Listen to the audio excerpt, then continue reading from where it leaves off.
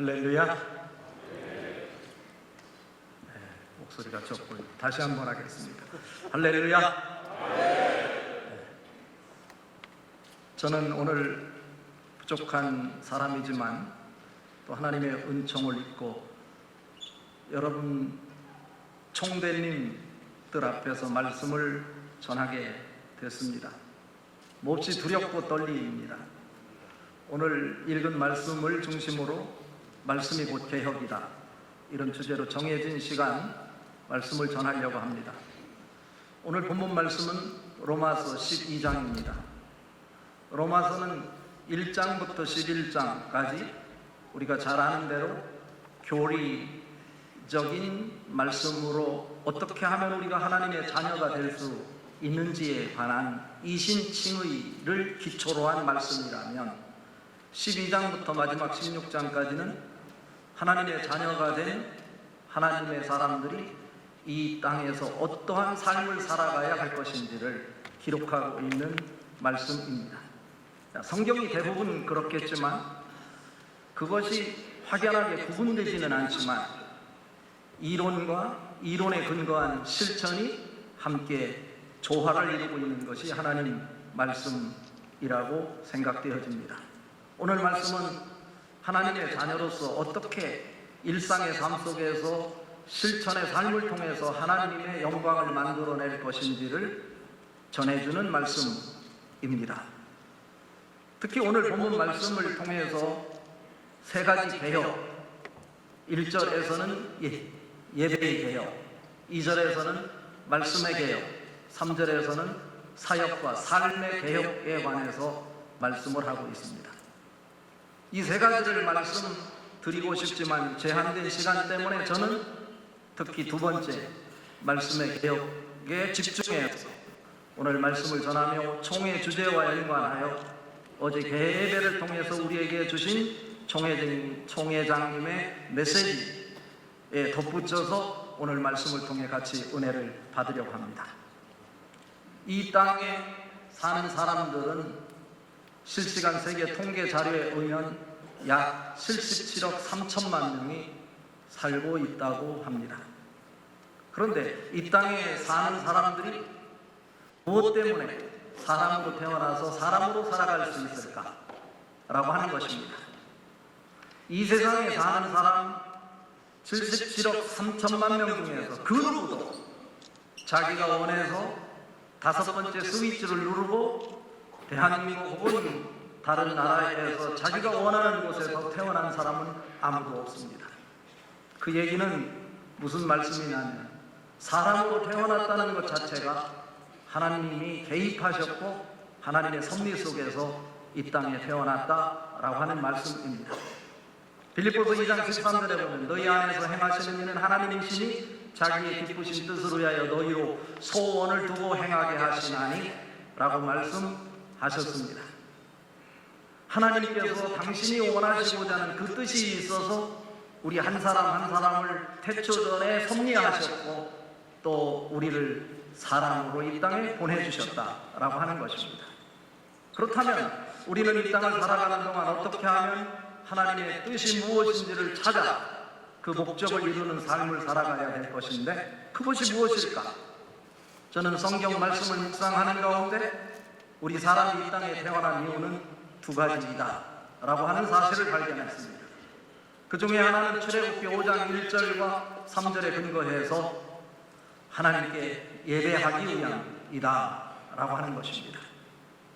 그리고 또 하나는 신약성경 사도행전 1장 2장을 근거로 해서 예배한 자가 하나님의 은혜를 받고 자기가 이 땅에 태어난 이유, 하나님 앞에 선 이유가 무엇인지를 찾아서 그 일을 일상의 삶 속에서 시행하기 위함인데 그것이 무엇이냐면 선교라고 하는 것입니다. 선교는 단순히 복음 전파만 의미하지 않습니다.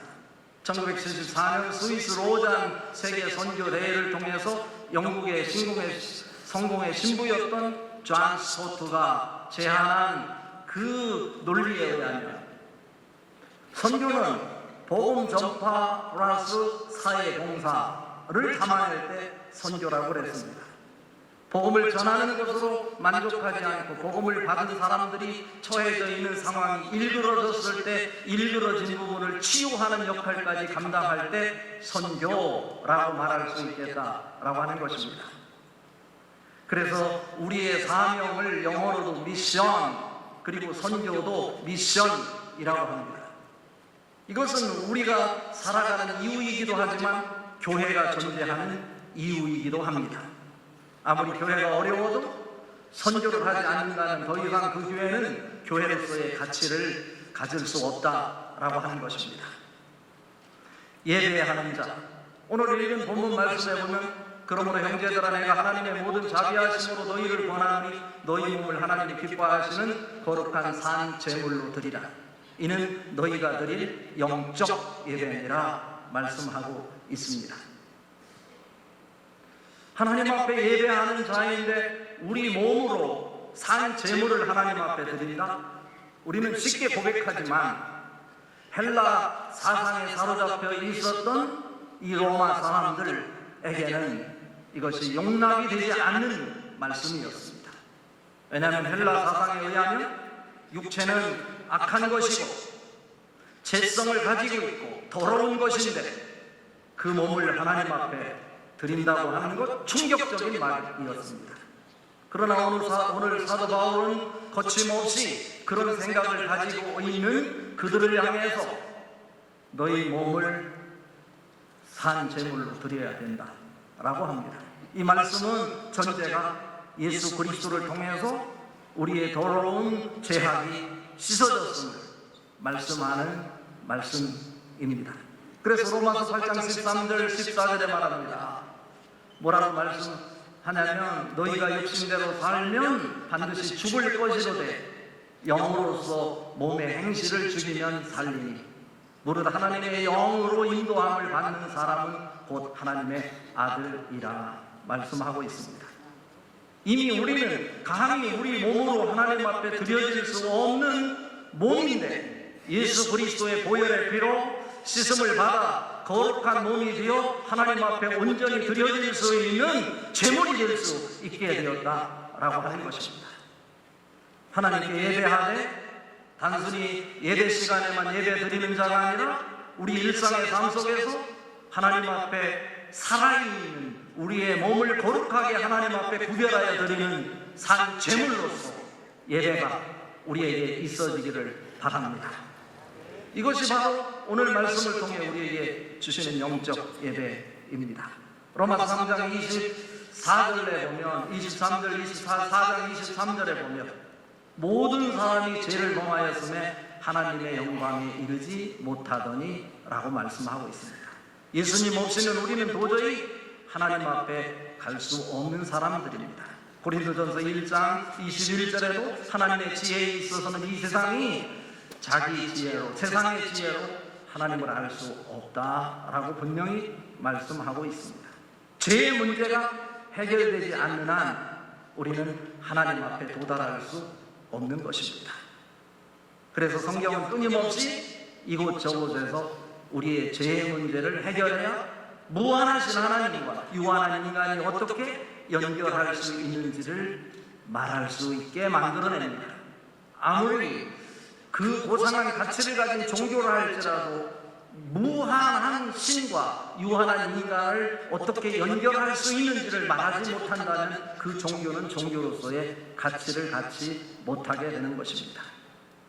우리가 영적 예배를 드린다. 영적인 자만 영적인 예배를 드릴 수 있어요. 우리는 육체를 입었지만 십자가 사건을 통해서 우리가 영적인 존재가 될 수 있어요.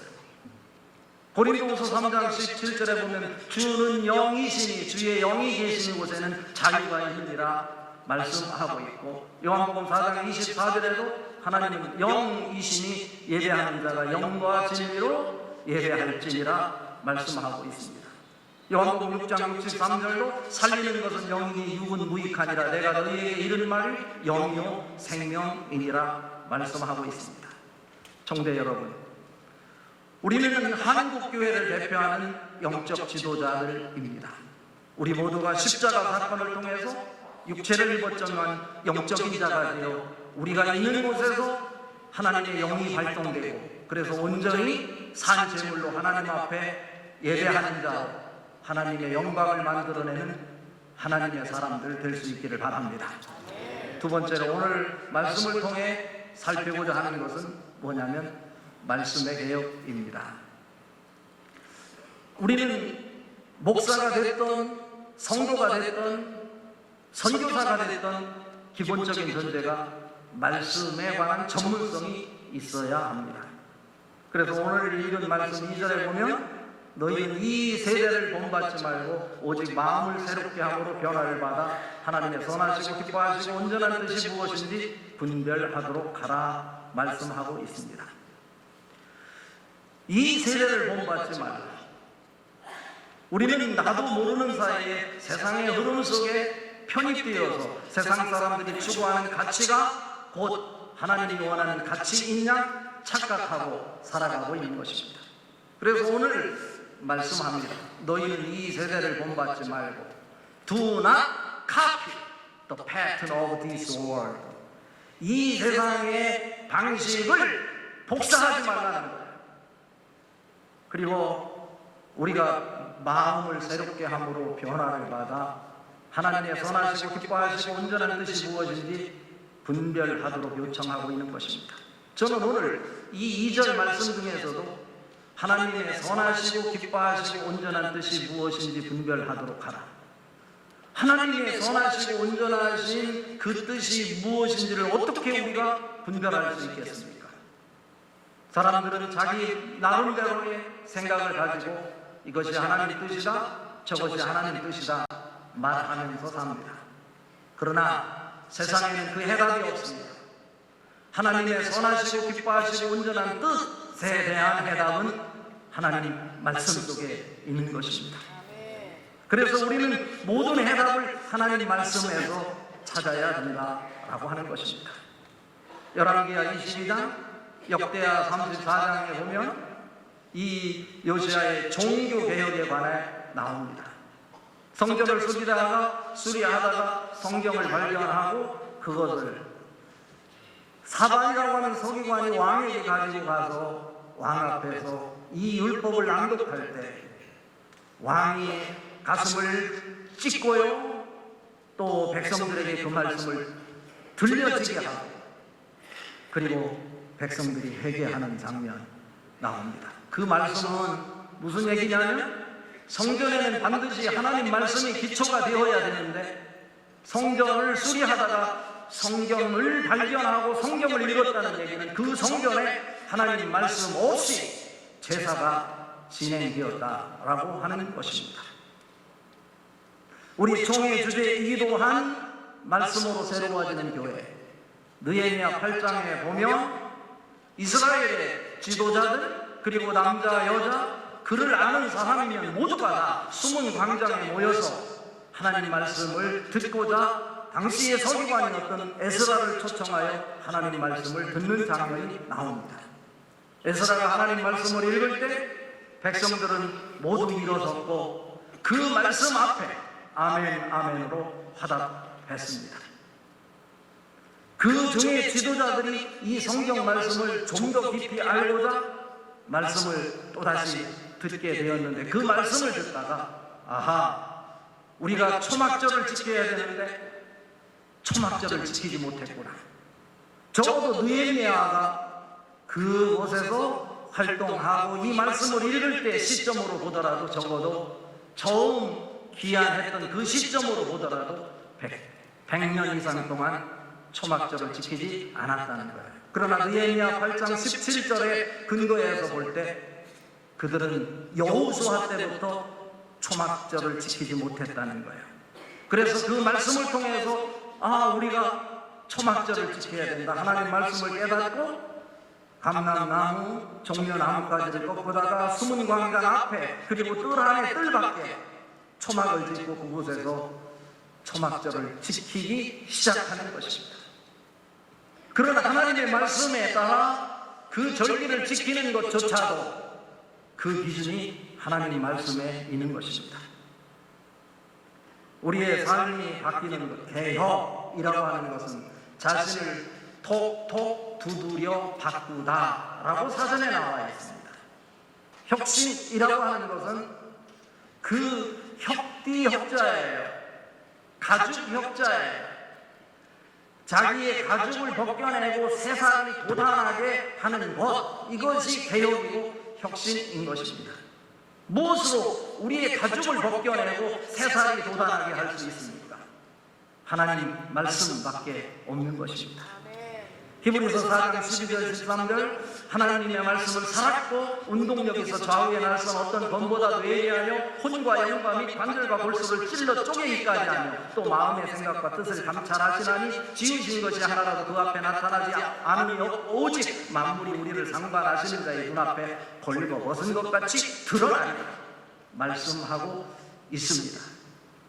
디모데후서 3장 16절 17절에 보면 모든 성경은 하나님의 감동으로 된 것으로 교훈과 책망과 바르게 함과 의로 교육하기에 유익한 이는 하나님의 사람으로 온전하게 하며 모든 선한 일을 행할 능력을 갖추게 하려 함이라 말씀하고 있습니다. 이 사회는 우리 교회를 향해서 개혁되기를 원합니다. 바뀌어지기를 원합니다. 그것은 다시 한번 우리 자신을 되돌아다보고 우리 교회를 되돌아다보고 우리 인생의 중심에 하나님의 말씀이 서 있는지를 살펴봐야 할 것입니다. 하나님 말씀만이 우리가 사는 길입니다. 하나님 말씀만이 우리에게 생명입니다. 예수님은 말씀으로 우리 가운데 오셨습니다.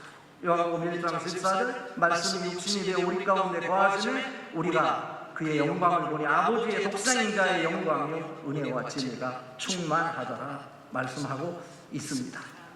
저는요 이 말씀을 묵상하면서 단순한 하나님의 말씀이 하나님의 말씀으로 로고스 말씀으로 끝날 때 거기에 능력이 없다고 판단이 돼요.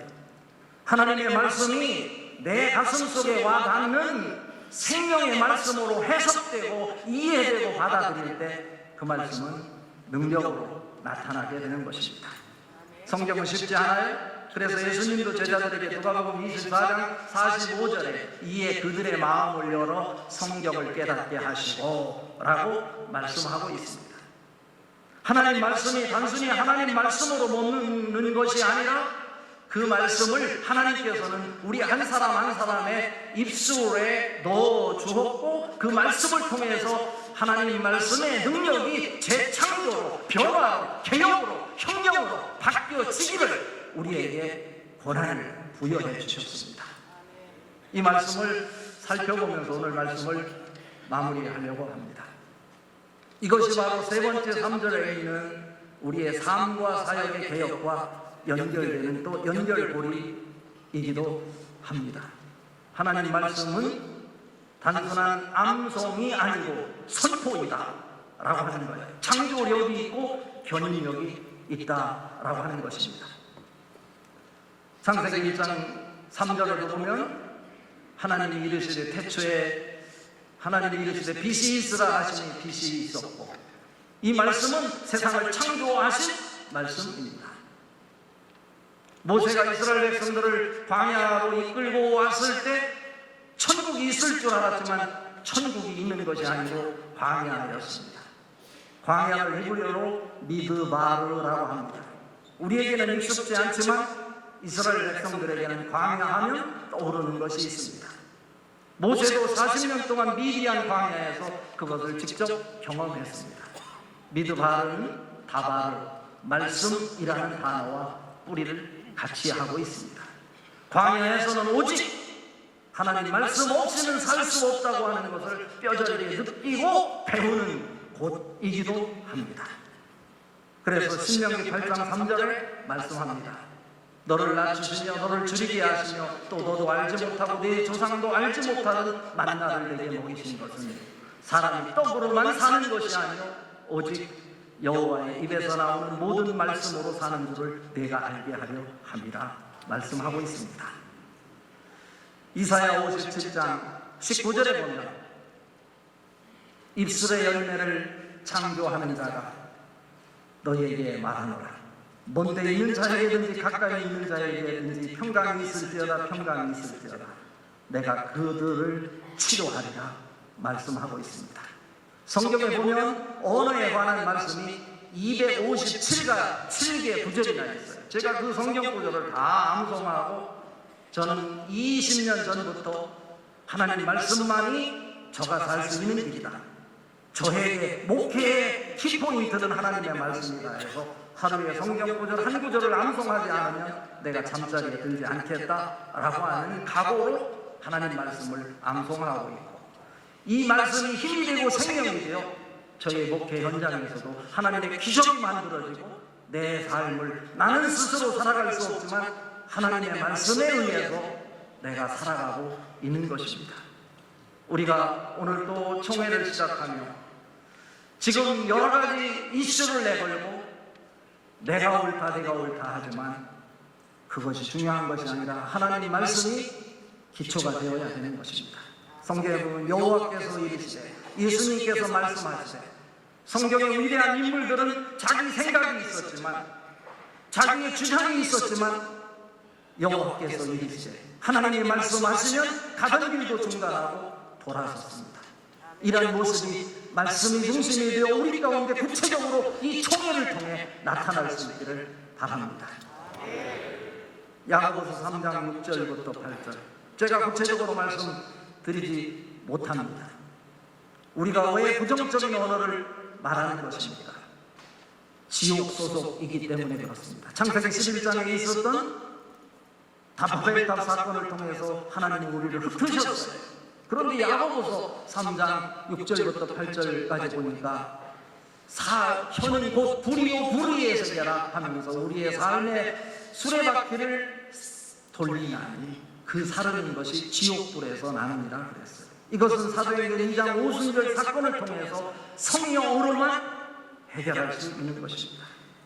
성령으로 그 지옥 소속이었던 우리의 언어를 변화시킬 때 비로소 우리는 새로운 모습으로 하늘의 언어를 말하며 살 수 있게 되는 것입니다.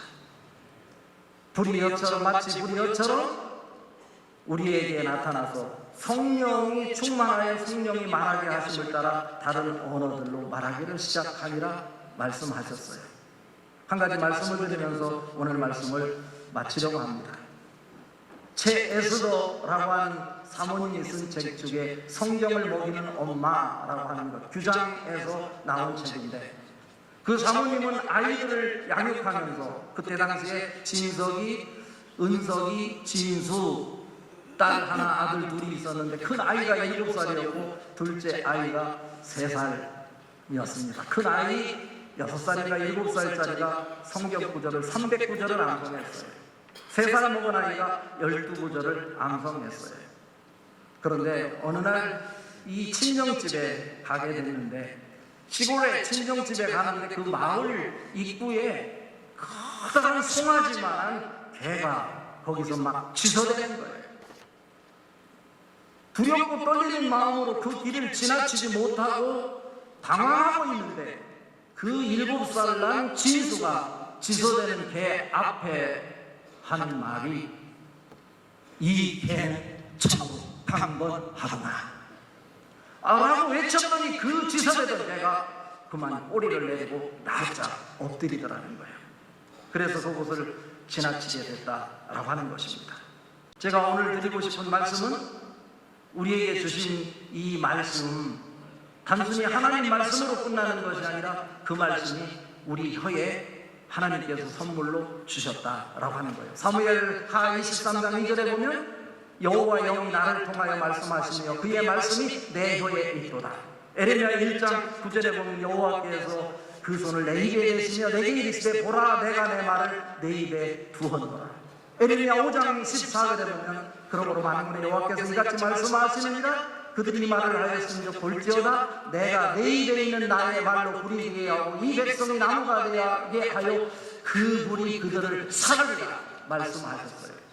데살로니가전서 2장 13절에 보면 이러므로 우리가 끊임없이 하나님 앞에 감사하며 너희가 우리에게 들은 바 하나님의 말씀을 받을 때 사람의 말로 받지 아니하고 하나님의 말씀으로 받으니 진실로 그러하도다. 이 말씀이 너희 믿는 자 속에서 역사하느니라 말씀하셨어요. 우리는 하나님의 말씀을 받은 하나님의 사람들입니다. 이제부터 우리의 언어를 통해서 부정적인 말을 하는 것이 아니라 긍정의 말, 축복의 말을 통해서 이 세상을 변화시키고 하나님이 원하는 행복한 세상으로 만들어낼 수 있기를 바랍니다. 하나님이 나를 웃게 하시니 듣는 자가 다 나와 함께 웃으리로다. 이번 백사야 사기 사회 총회를 통해서 이러한 말씀의 능력이 회의를 통해서 여러분이 말씀하시는 한마디 한마디 속에 창조의 능력과 견인의 능력이 나타나서 하나님을 직접 체험하고 경험하는 복된 시간 될 수 있기를 주님의 이름으로 축복합니다. 기도하시겠습니다. 하나님 아버지,